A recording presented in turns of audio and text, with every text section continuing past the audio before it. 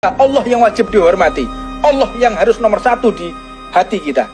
Namun jika kita sholat menghadap kepada Allah, kita melihat ada orang yang lagi tenggelam, sholat kita menjadi haram apabila tidak dibatalkan, harus menyelamatkan orang lain. Agama ini seperti itu. Untuknya saya singgung juga, sebentar lagi kita akan melaksanakan sholat Idul Fitri. Sholat Idul Fitri ini menurut saya apa yang dikatakan oleh guru-guru kami penyambung lidah, sholat Idul Fitri sebaiknya di rumah saja. Sudah cukup sejarah mencatat peristiwa yang ada di Mesir sampai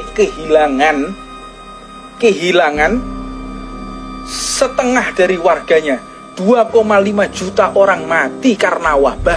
Apa sebab? Karena wabah tersebut mereka katakan akan hilang dengan istighosah. Mereka beramai-ramai mengumpulkan masyarakat di daerah Mesir.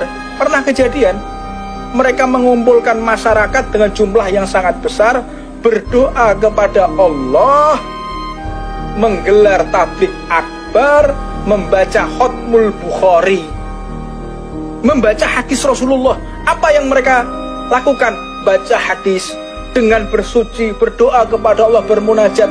Apa hasilnya? Wabah semakin menjadi-jadi. Kenapa bisa seperti itu? Karena yang mereka lakukan tidak sesuai dengan sunnah Nabi Muhammad SAW. Sunnah Rasulullah saat ini, jaga diri,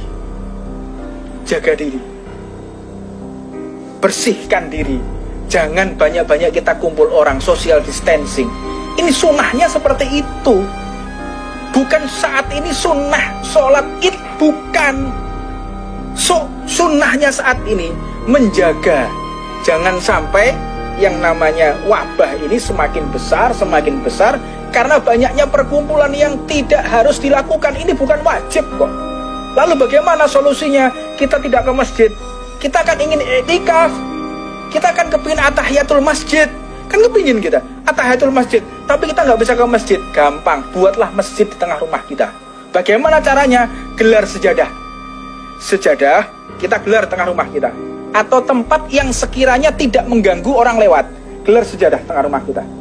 Setelah digelar, maka niatkan, ini saya jadikan wakaf menjadi masjid. Sejadah itu, tempat sejadah itu, maka menjadi masjid. Kita bisa iktikaf di sana, dan kita bisa membaca Al-Quran di sana, dan tidak boleh dilewati oleh orang yang lagi menstruasi. Jadi masjid. Nggak perlu kita punya masjid di tengah rumah kita. Namun apabila kita menjual rumah tersebut menjadi tidak bisa. Apa sebab? Ada tanah wakaf di situ.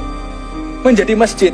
Sholat atahiyatul masjid bisa di situ. Baca Quran bisa di situ. Tanah itu menjadi tanah wakaf, menjadi tanah umat Islam. Kita sudah tidak berhak lagi untuk memiliki, tidak bisa dijual juga. Jadi apabila dijual hukumnya dosa, karena itu sudah kita wakafkan.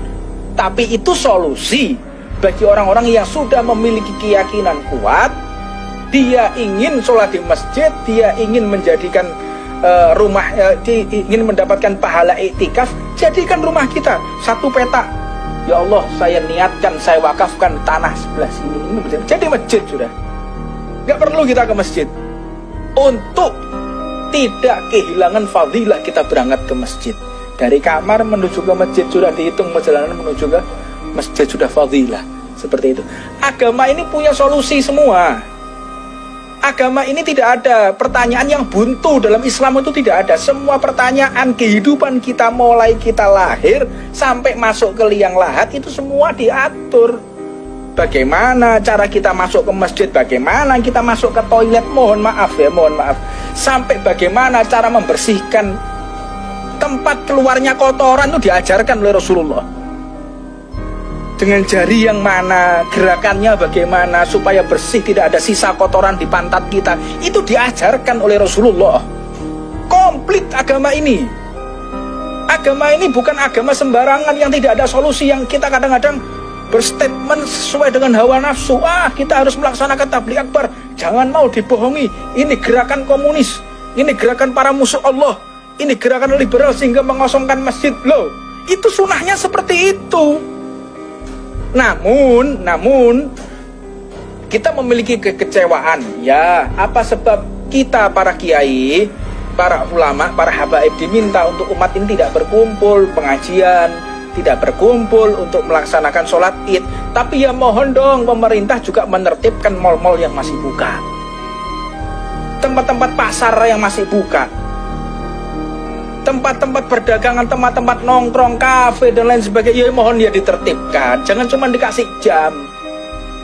Kalau dihitung perkumpulan kita di masjid dengan lamanya mereka nongkrong, justru lebih lama mereka kok nongkrongnya.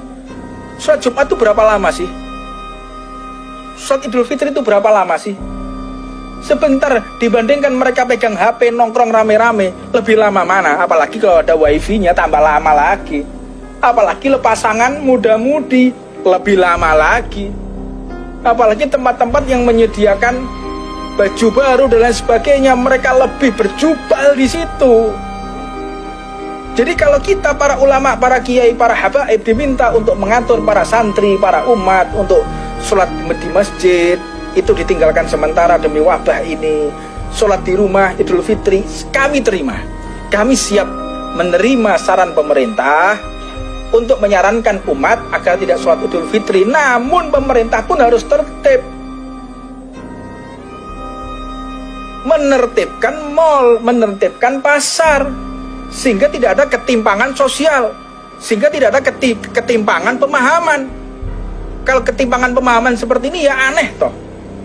Masjid kita disarankan, terus kenapa mal kok masih dibuka, kafe masih dibuka, tempat nongkrong masih disediakan? Kan aneh.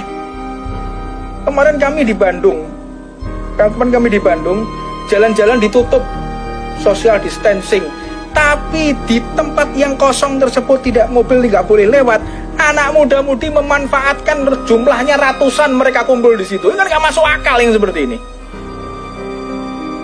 Membuat orang sulit untuk melewati jalan, namun tidak memperhatikan tujuan ini apa sih? Jalan di stop, masjid dikosongkan agar orang tidak berkumpul. Lah memangnya di kafe itu nggak orang kumpul? Memangnya di mall itu nggak orang kumpul?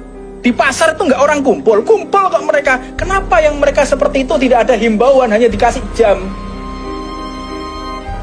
Hanya dikasih jam. Ya ini merupakan bentuk suara yang hak, yang harus diterima oleh semua orang.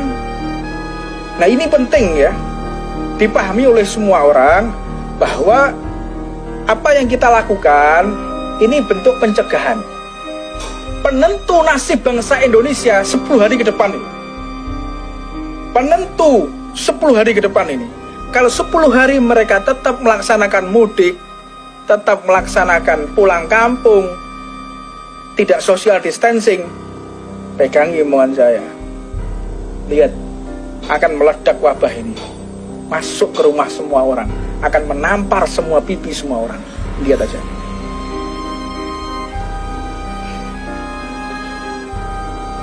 Tolonglah ditertibkan semuanya, sadar diri. Mereka yang ada di Jakarta, mereka di tempat-tempat yang saat ini melakukan PSBB, mereka kesusahan, sedih, tidak bisa bertemu dengan keluarga. Mereka sedih yang saat ini di PHK, tapi gak bisa pulang. Sedih, hanya makan tabungan, gak ada kerjaan. Namun di tempat-tempat tertentu mal masih dibuka, pasar masih dibuka, banyak orang berjubel. Ini kan menyayat hati namanya. Ya memang, yang namanya virus ini makhluknya Allah, ciptaan Allah, tidak bisa menyebar kecuali izin Allah. Memang. Siapa bilang enggak? Iya memang.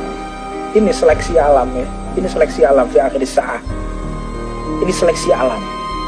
Mereka orang-orang yang memiliki sesuatu dalam hatinya akan terjadi sesuatu pada diri dan keluarganya. Orang yang bisa menyelamatkan hati, pikiran dan akhlaknya, dia akan selamat sampai berjumpa dengan husnul khotimah. Ini seleksi alam. Silahkan pikirkan baik-baik. Nasib bangsa Indonesia 10 hari ke depan. Mereka maksa mudik, halal bihalal, memaksa sholat Idul Fitri dengan jumlah yang sangat besar, dengan masyarakat majmuk dari berbagai kota, ini akan berbahaya karena sifat daripada virus ini akan mutasi genetik. Mutasi genetiknya ini akan berbahaya. Saya nggak akan berpanjang-panjang lah. Saya cuma bisa berdoa kepada Allah. Kami di sini memiliki kewajiban untuk menyampaikan. Taat atau tidak itu terserah Anda. Kami mengucapkan seperti ini dikatakan tidak membela rakyat. Di saat yang lain kami dianggap kontra pemerintah, memusuhi pemerintah. Ini keadaan kita seperti itu ya, adu domba. Berbicara apapun salah, diam pun salah, mengomentari apapun salah, tidak mengomentari juga salah. Ini disalahkan semua orang. Ini antara satu dengan yang lainnya saling menyalahkan. Saling menyalahkan, nggak saling support ini. Satu dengan yang lain, ayo salahkan, ayo kritisi, tapi nggak ada solusi. Untuknya kita semua, marilah kita kembali ke jalan Allah Subhanahu wa Ta'ala. Ibadah, doa yang banyak, baca Quran, baca zikir, beribadah kepada Allah. Kalau kita jenuh, olahraga, lari. Olahraga apa yang kita bisa? Olahraga. Sehatkan badan kita. Sistem imun tubuh kita harus bagus agar resistan di dalam virus ini. Ini agama yang mengajarkan hifdzun nafas. Saya